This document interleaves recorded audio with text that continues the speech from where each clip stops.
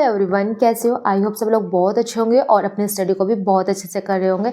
सबसे पहले तो मैं आप लोगों को सॉरी बोलना चाहूँगी, क्योंकि जो मैंने अपनी टारगेट सीरीज स्टार्ट की थी वो 2 दिन के बाद ही मुझे स्टॉप करनी पड़ गई थी। लेकिन वो स्टॉप मुझे इस वजह से करनी पड़ गई थी क्योंकि ना जो मेरे मामा जी हैं उनकी तबीयत बहुत ज़्यादा ख़राब थी और मतलब तो मेरी मम्मी का ना वहाँ पर आना जाना लग रहा था, तो इस वजह से ना और फिर सारा काम मुझे करना पड़ता था, तो फिर वीडियो बनाने का ना मुझे टाइम नहीं मिल पाता था। मैं सोचती थी मैं पढ़ ही लेती हूँ, तो इस वजह से सॉरी, रियली सॉरी। मैं आपको बहुत ज़्यादा सॉरी बोलना चाहूँगी। लेकिन हाँ, कल से मेरी टारगेट वीडियो डेली आने वाली है, तो आपको उसको ना फुल वॉच करना है। ऐसा नहीं कि हाँ, और उसमें ना ये चीज़ें देखा करो, मतलब उसमें जो चीज़ें मैं आपको बताती हूँ ना, तो सबसे पहले वो चीज़ देखा करिएगा कि हाँ दीदी बता क्या रही हैं, वो अपने पढ़ने वो कैसे पढ़ती हैं। जैसे मैं पढ़ती हूँ ना, अगर आपने सच बता रही हूँ ना, मेरे साथ अगर आपने 15 दिन भी पढ़ लिया ना, आपको ना खुद को अपना इम्प्रूवमेंट लगने लगेगा। आपको लगने लगेगा कि हाँ सच में, मतलब मेरा कुछ तो मैथ भी इम्प्रूव हो रहा है, मेरा जीके जीएस भी इम्प्रूव हो रहा है, कुछ तो इम्प्रूव हो रहा है और ऐसा नहीं है। और देखो, मैं आपसे पहले भी बोल चुकी हूँ, जो मैं यूपी पुलिस की फाइनल मेरिट से बाहर हुई हूँ, तो मुझे पता है कि किस टाइप का कैसा पैटर्न आता है। ऐसा नहीं कि मैंने एग्ज़ाम क्लियर नहीं किया है, मैं फाइनल से बाहर हुई तो इतना तो पता लग चुका है मुझे कि हाँ मतलब कैसे क्या है होता है। तो ठीक है, इसके बारे में जानकारी देने के लिए आई हूँ कि आपको कैसे क्या इसमें क्या क्या प्रोसेस रहता है, क्योंकि मेरी कुछ बहनें हैं जो यूपी पुलिस की तैयारी कर रही हैं। बहन क्या, मेरे भाई भी हैं जो यूपी पुलिस की तैयारी कर रहे हैं और जिनका भी 12th हुआ है। वो ऐसा नहीं है कि दी हमारा फर्स्ट है तो हम क्लियर नहीं कर पाएंगे। क्यों नहीं कर पाएंगे? बहुत जल्दी, मतलब ऐसा नहीं होता कि नहीं कि हम फर्स्ट बार में कोई एग्ज़ाम क्लियर नहीं कर सकते। अगर हमारे अंदर हमें लगता है कि हाँ हम कर सकते हैं, अंदर से कॉन्फिडेंस होना चाहिए कि हाँ हम कर सकते हैं, तो ऑब्वियसली आप कर लोगे, गारंटेड कर लोगे। और अगर आपने मेरी बताई हुई बातों को फॉलो किया ना कि हाँ ऐसे करना वैसे करना, तो आप 100% कर लोगे। मैं आज आपको बताने आई हूँ कि उससे पहले, क्योंकि जब पहले ओटीआर हुआ था ना, तो उसमें ना बहुत ज़्यादा गड़बड़ हुई थी। तो कुछ बच्चों का ना जो डीवी होता है वेरिफिकेशन, तो उसमें उनको मतलब निकाल दिया गया था। तो उनको बताओ, उनका सब कुछ हो गया, बस ओनली डीवी में निकाल दिया जाए किसी को, तो कितना बुरा लगता है। तो इस वजह से ना मैं आपको पहले ही ये चीज़ें बताने के लिए आई हूँ कि अगर आपके जो ये डॉक्यूमेंट्स इसमें लगते हैं, अगर वो आपके नहीं है एक्यूरेट, तो आप उनको सही करवा लीजिएगा। अभी भी आपके पास टाइम है, क्योंकि वो इसी नवंबर के उसमें नोटिफिकेशन आउट हो जाएगा। और जब नोटिफिकेशन आउट होगा तो मैं उसके ऊपर भी एक प्रॉपर वीडियो बनाऊँगी कि आपको क्या कैसे करना है। और लेकिन हाँ, डेली टारगेट ज़रूर आपको मेरे साथ फॉलो करना है। तो जो इसमें डॉक्यूमेंट्स लगने वाले हैं, तो जो इसमें मैं आपको बता देती हूँ इसमें डॉक्यूमेंट्स क्या क्या लगते हैं। हाँ, सबसे पहले इसमें हमें ओटीआर करना होगा। और जिन्होंने अभी करा है, तो जिनका मतलब 2024 वाला यूपी पुलिस दिया था, तो उनको ओटीआर करने की ज़रूरत नहीं है, क्योंकि उनका ऑलरेडी हो चुका है ओटीआर। लेकिन जो अब न्यू स्टूडेंट है, जो बिगनर्स है, तो उनको ओटीआर करना ही पड़ेगा। तब आपका यूपी पुलिस का फॉर्म अप्लाई होगा। तो ओटीआर के लिए आपको आधार कार्ड की ज़रूरत होगी, या पैन कार्ड की ज़रूरत होगी, या ड्राइविंग लाइसेंस हो, या फिर आपका डिजी लॉकर में कोई भी आपका डॉक्यूमेंट्स हो जो आप उसको दिखा सकते हो। और देखिए, और इसमें हाई स्कूल 10th 12th की मार्कशीट है, जिससे मार्कशीट में लिख रहा है आपका कुमारी शिवानी, और आधार कार्ड में ओनली आपका शिवानी लिख रहा है। तो देखो, मार्कशीट का तो हम चेंज नहीं करा सकते हैं, क्योंकि भाई मार्कशीट तो चेंज कराना इम्पॉसिबल है। तो आप ना आधार कार्ड को आप ना मैच कर लीजिएगा पहले ही, कि मेरा जो आधार कार्ड में नेम है और जो मेरा 10th एंड 12th की मार्कशीट में नेम है वो सेम है या नहीं है। आप उसको ना आज ही आप उसको देखना अपने डॉक्यूमेंट्स में कि मेरी जो ये चीज़ें हैं कि वो सेम है या नहीं है।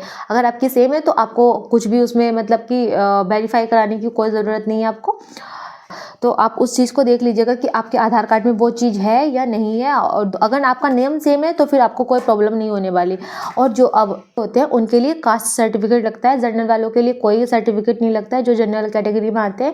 लेकिन हाँ, जो ईडब्ल्यूएस है, तो उनका जो ईडब्ल्यूएस की कैटेगरी में है, जो उनका लगेगा। जो जनरल कैटेगरी वाले ईडब्ल्यूएस बनवाते हैं, तो उनका ईडब्ल्यूएस का सर्टिफिकेट लगेगा।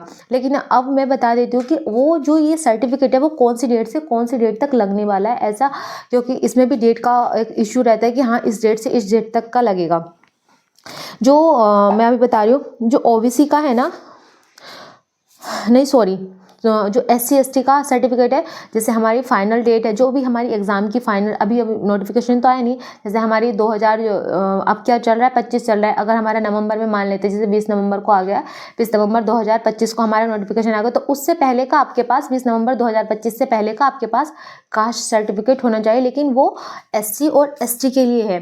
ठीक है। और जो हमारे ओबीसी में स्टूडेंट आते हैं तो उनके लिए 1 अप्रैल 2025 के बाद का होना चाहिए। जो अभी अप्रैल बीता है ना, तो उसके बाद का सर्टिफिकेट लगेगा। ऐसा नहीं है कि आपका 1 अप्रैल मतलब कि 30 मार्च 2024 का है, 2025 का है तो वो भी नहीं लगेगा, क्योंकि अप्रैल से ही हमारा नया सत्र स्टार्ट होता है, तो इस वजह से वो अप्रैल का ही मांगते हैं। तो उसमें आपको अप्रैल का ही लगाना पड़ेगा, 1 अप्रैल 2025 तक।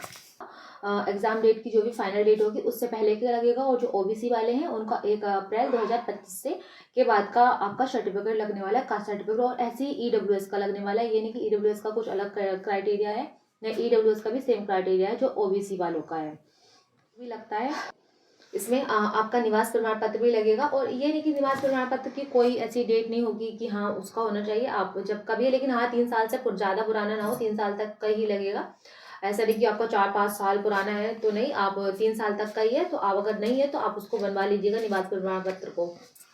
इसके कुछ ये तो मैंने आपको डॉक्यूमेंट्स के बारे में बता दिया है कि मतलब इसमें ऐसे ऐसे ये आपका प्रोसेस रहने वाला है डॉक्यूमेंट्स का। और हाँ मैं क्योंकि पता है ये वीडियो मैंने इसलिए बनाई क्योंकि ना मेरे पास अभी एक मेरी सब्सक्राइबर है, उसका कुछ दिन पहले मैसेज आया था। अगर वो इस वीडियो को वॉच कर रही है तो प्लीज़ मुझे कमेंट में ज़रूर बताना कि जैसे मैंने आपको बताया था कि आपकी वो प्रॉब्लम सॉल्व हुई या नहीं हुई। क्योंकि उनका ना उन्होंने एसएससी में ओटीआर कराया था, तो बोल रही थी कि मेरा नेम गलत हो गया, पता नहीं कुछ गलत हो गया था उनका, ये मुझे ऐसे याद नहीं रहा कि क्या बता रही थी वो, लेकिन उनका कुछ चीज़ गलत हो गई थी। तो मैंने उनको बताया था कि आप गूगल पे जाना, ऐसे ऐसे करना, उनको सारा प्रोसेस लिख के दिया था कि ऐसे करना तो आपका वो हो जाएगा।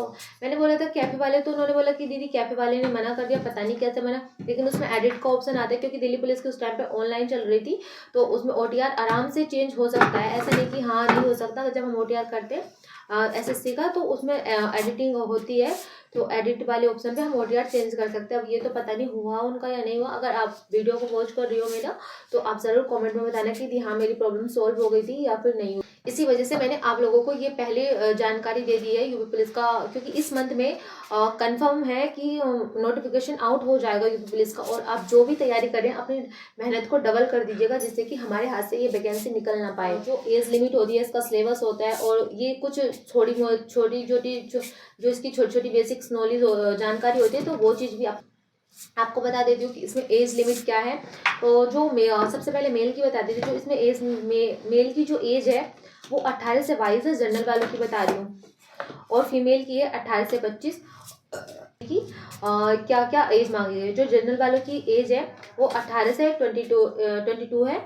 जनरल वालों की एज 18 से 22 तक की मांगी गई है। और ओबीसी SC ST वालों की जो है वो 18 से 27 तक की है। और अब फीमेल की बता देती हूँ। जनरल की 18 से 25 है, और जो ओबीसी SC ST है उनकी 18 से 30 तक है।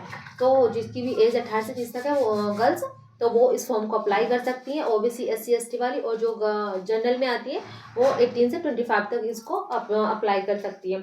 और हाइट की बात कर लेते हैं। जो मेल की हाइट चाहिए वो हमें चाहिए 168 सेंटीमीटर, और एसटी की 160 चाहिए, और फीमेल की जो है 152 चाहिए। और जो SC है SC ST में आती है तो उनको 147 चाहिए। जिसकी भी जो SC ST में आती है तो उनकी 147 उनके लिए सफिशियंट है इसको।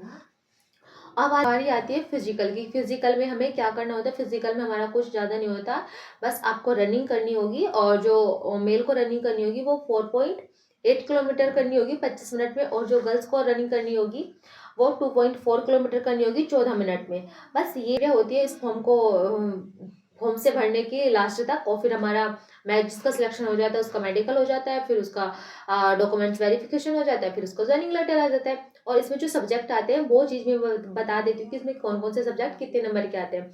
इसमें जो हिंदी आती है, रीजनिंग आती है, वो 37 नंबर की आती है। और जीके जीएस एंड मैथ जो आता है वो 38 नंबर का आता है। मैथ भी आपका 38 नंबर की आएगी, और जो जीएस है वो भी आपकी 38 नंबर की आएगी। तो इसमें टोटल मिला के ये 150 क्वेश्चन होते हैं, जो 300 नंबर का पेपर होता है।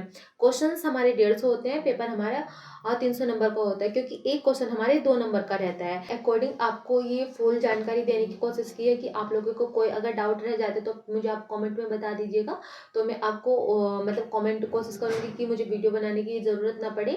और जब वैकेंसी आएगी तो मैं तब इसके ऊपर और प्रॉपर अच्छे से वीडियो लेके आऊँगी कि हाँ आपको ये करना और क्या क्या हमारी स्ट्रैटेजी रहेगी। मैंने तो अपनी अभी से स्ट्रैटेजी स्टार्ट कर दी है। तो अगर आप लोग भी मेरे साथ स्ट्रैटेजी स्टार्ट करना चाहते हैं तो जो मैं टारगेट दे रही हूँ, मैंने आज का टारगेट अपने टेलीग्राम पे डाल दिया है, आप उसको फॉलो करिएगा। और मैं अपने टेलीग्राम पे डेली टारगेट्स डालती हूँ, तो आप प्लीज़ उसको फॉलो करिएगा। और उसी पे ही मैं जो भी जानकारी होती है, जो भी पीडीएफ्स होती है, जो मेरे नोट्स होते हैं पॉलिटी के, मैंने उसमें नोट्स डाले हुए हैं आर्टिकल के। उसमें टोटल आर्टिकल एक साथ है, उसमें मतलब थ्योरी नहीं है, ओनली आर्टिकल है। अगर जैसे हमें चीज़ें याद होती है तो हमें ओनली आर्टिकल को रिवीजन करना होता है, तो हम उसमें सिर्फ जल्दी जल्दी से उसको रिवीजन कर सकते हैं। वो चीज़ भी मैंने उसमें डाली हुई है। अगर आप मेरे टेलीग्राम पे जाओगे तो आपको उसमें सारी चीज़ें पिनेड मिलेंगी, और अगर नहीं मिलेगी तो आप थोड़ा सर्च कर लीजिएगा, अभी इतने ज़्यादा चीज़ें नहीं पड़ी हुई हैं। और मैं उसका लिंक डिस्क्रिप्शन का लिंक मैं कमेंट बॉक्स में पिन कर दूंगी।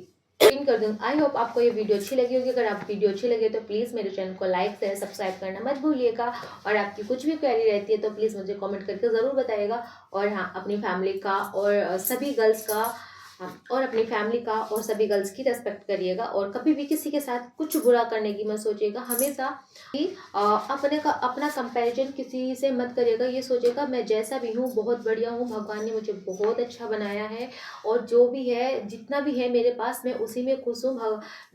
जो भी करूँगा मैं सिर्फ अपनी मेहनत से करूँगा। और जो जो मेरे बारे में गलत धारणाएं बना के रखा है मेरे लिए, इससे नहीं हो पाएगा, ये नहीं निकाल पाएगा, जिसको सोचना है सोचने दो, बस अपना कर्म करते रहो और फल की चिंता मत करो। ठीक है, तो वीडियो अच्छी लगी होगी तो प्लीज़ लाइक ज़रूर करिएगा, और कमेंट में मुझे बताइएगा कि आपको ये वीडियो कैसी लगी है। तो लव यू, बाय, हर हर महादेव।